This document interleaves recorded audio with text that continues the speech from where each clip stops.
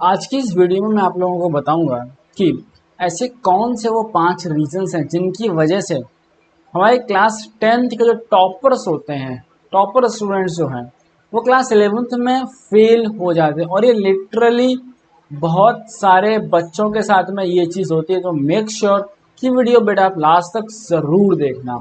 और सबसे पहले कहने वालों को चैनल सब्सक्राइब कर लो, क्योंकि आपका ये चैनल 2 साल बहुत ज़्यादा हेल्प होने वाली है यहाँ से आपकी। सबसे पहले आपको ये बताना चाहता हूँ, देखो सबसे पहले हमें ये पता होना चाहिए भैया, ये क्लास 10th आप जो पढ़ के आए हैं और क्लास 11th में बेटा डिफरेंस क्या है।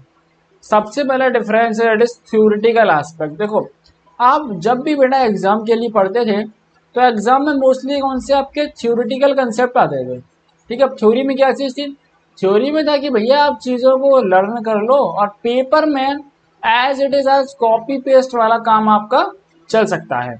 ओके, लेकिन 11th में आपका ऐसा नहीं होगा। 11th में आपकी सारी की सारी चीजें बेटा कंसेप्चुअल होने वाली हैं। कैसी होने वाली है, सारी की सारी चीजें कंसेप्चुअल होंगी और सब कंसेप्ट पे बेस्ड होंगी। और एक सबसे इंपॉर्टेंट चीज की आपके टॉपिक्स हैं जो वो लिंक्ड रहेंगे। ठीक है, बिकॉज अगर आपने कोई चीज फर्स्ट चैप्टर में पढ़ी है अगर फिजिक्स में, तो वो उसकी प्रोबेबिलिटी कि वो सेकंड चैप्टर में यूज में आ सकती है या फिर हमारे थर्ड चैप्टर में क्वेश्चंस बनाने के इस्तेमाल में आ सकती है। नेक्स्ट अगर हम सिलेबस की बात करें तो देखो 10th का सिलेबस थोड़ा सा कम था आपका। ठीक है, 10th का सिलेबस टू बी ऑनेस्ट आपका लिमिटेड था।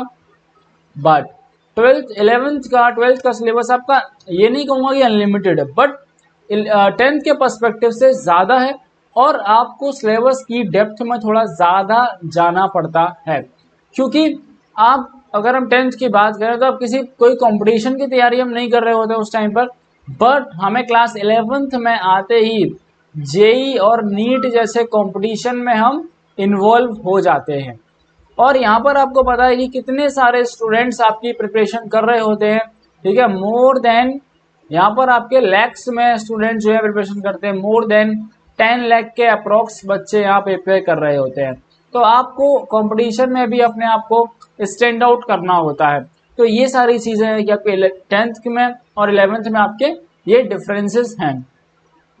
अब देखो 5 गलतियां मैंने बताई हैं और 5 के साथ एक बोनस गलती आपको जरूर बताऊंगा जो कि आप लोगों को नहीं करनी है। सबसे पहली गलती होती है डेट इज बच्चे ओवर कॉन्फिडेंस में आ जाते हैं। बच्चे क्या सोचते हैं कि भैया हमने तो 10th कर ली है और हमारे 10th में बहुत अच्छे नंबर आ गए हैं।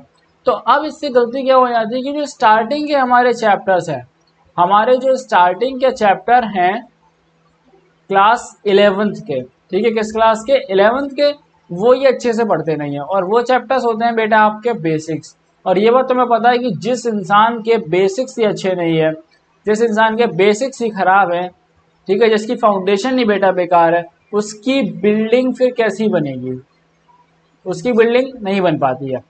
क्योंकि अगर बेटा आपके बेसिक्स एक बार कमजोर हो गए, ठीक है, फॉर एग्जाम्पल आपने स्टार्टिंग के 3 चैप्टर छोड़ दिए, ठीक है, और आप चौथी चैप्टर से पढ़ना चाहते हो, तो कहीं ना कहीं जो आपने अभी तक पढ़ा हुआ है वो आपको आगे जरूर आएगा।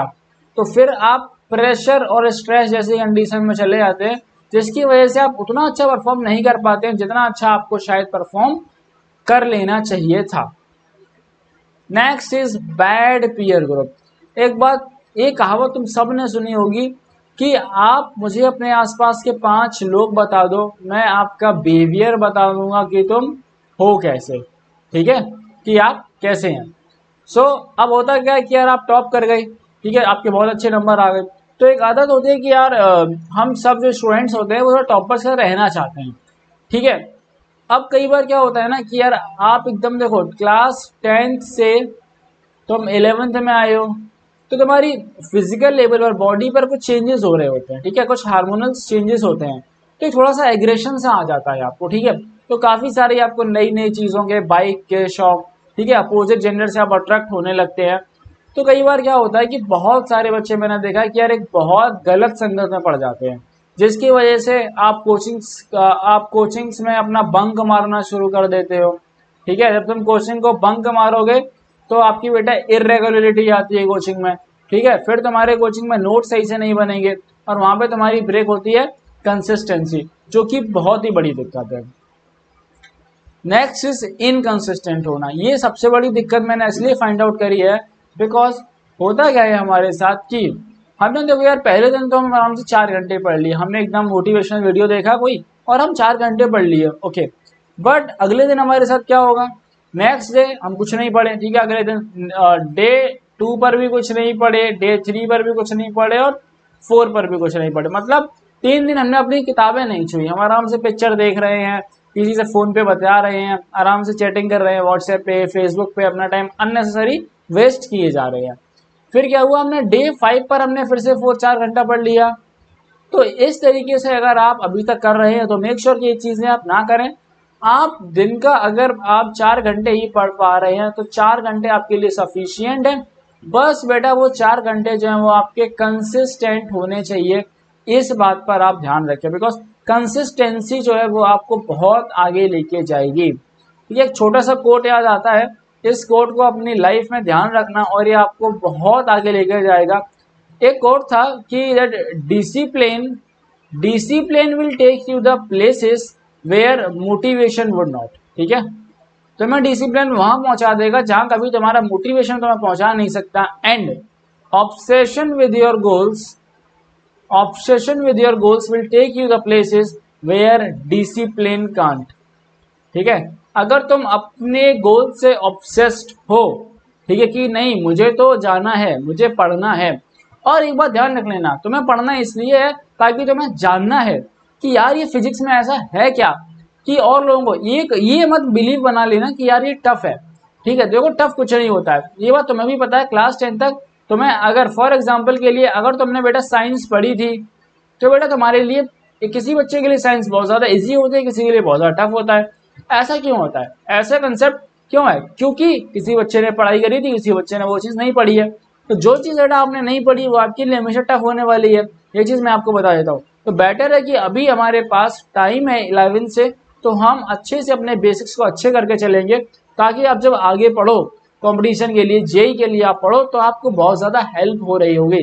जिसके बेसिक्स जितने ज्यादा अच्छे होते हैं जेई में, उसको उतनी ज्यादा हेल्प होती है अपने प्रिपरेशन को बूस्ट करने के लिए। अब अगली सबसे बड़ी दिक्कत मैं मानता हूँ वो ये है ओवर स्टडी मटेरियल होना। बिकॉज देखो मार्केट में क्या है यार, n number of books available है, ठीक है। मार्केट में n numbers of books available है। हम क्या करते हैं, हम यूट्यूब पर सर्च करते हैं भैया बेस्ट, फॉर एग्जाम्पल मैंने सर्च करा that is best book for example chemistry ले लिया मैंने, ठीक है, बेस्ट बुक फॉर केमिस्ट्री।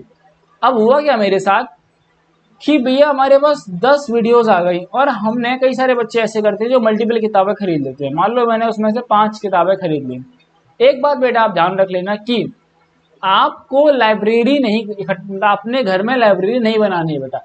आपको किसी एक इंसान को फॉलो करना है, ठीक है, किसी एक पर्सन की बातों को फॉलो करो और किसी भी आप एक बुक को फॉलो करो।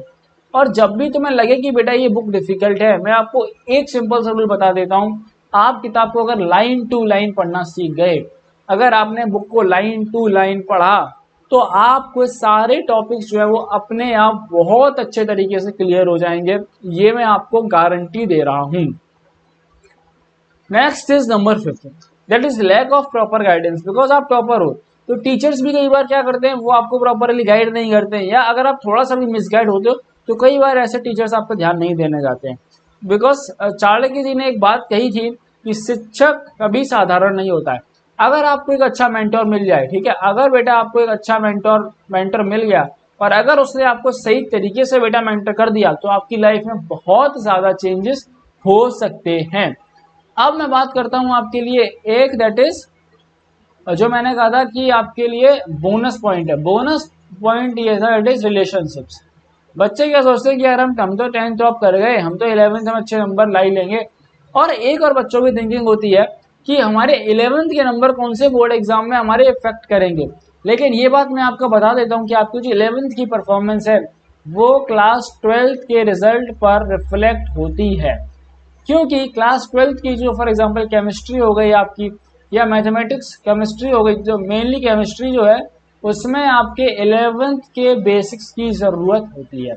और जब आप एक साल तक क्लास 11th में इतनी सारी इरेगुलरिटीज को फॉलो करते हो, इनकंसिस्टेंट रहना, कोचिंग नहीं जाना, बंक मारना, ठीक है, कोचिंग मार के एकदम आराम से कैफे में बैठे रहना, ठीक है, आराम से किसी से बतियाते रहना, है ना, किसी पे बाइक पे आराम से किसी के कंधे पे सिर रख के घूमते रहना, ठीक है, सारी चीजें।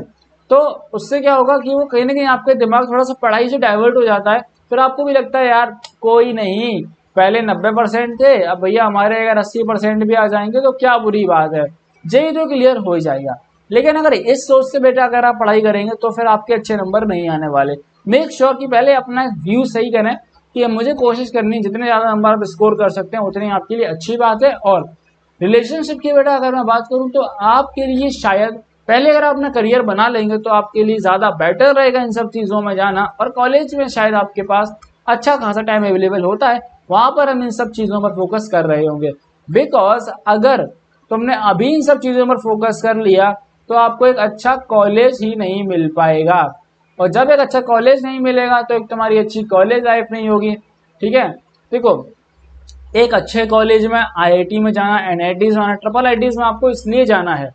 दिक्कत क्या है ना कि यार इंडिया में हमारा एक गोल बहुत गलत बना दिया गया है। सब कहते हैं आईआईटी हमें करोड़ का पैकेज लेने जाना है, नहीं बेटा आपको आईआईटी में इसलिए जाना है कि आपको उन लोगों के बीच पढ़ना है जिनका जो मतलब मेंटली अच्छे हैं, ठीक है, टू बी ऑनेस्ट उनके थॉट्स अच्छे हैं, ठीक है, वो इंटेलिजेंट हैं, तो आपको इंटेलिजेंट लोगों के बीच में जाके पढ़ना है, वहां रहना है। क्योंकि किसी भी इंसान का जो ग्रोथ होती है ना वो उसका एनवायरनमेंट डिसाइड करता है।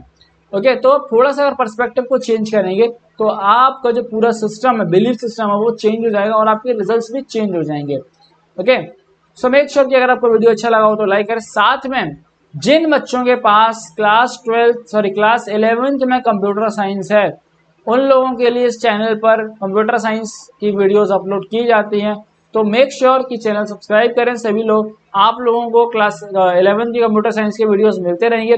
साथ में ऐसे ही आपको मेंटरशिप के वीडियोस भी लाता रहूंगा ताकि आप लोगों की लाइफ में जो है कुछ ना कुछ बेटरमेंट की तरफ बढ़ती रहे और आप वो गलतियां ना करें जो कभी आपके सीनियर्स ने करी या जो मैंने देखा है कि जनरली बच्चे कर रहे होते हैं।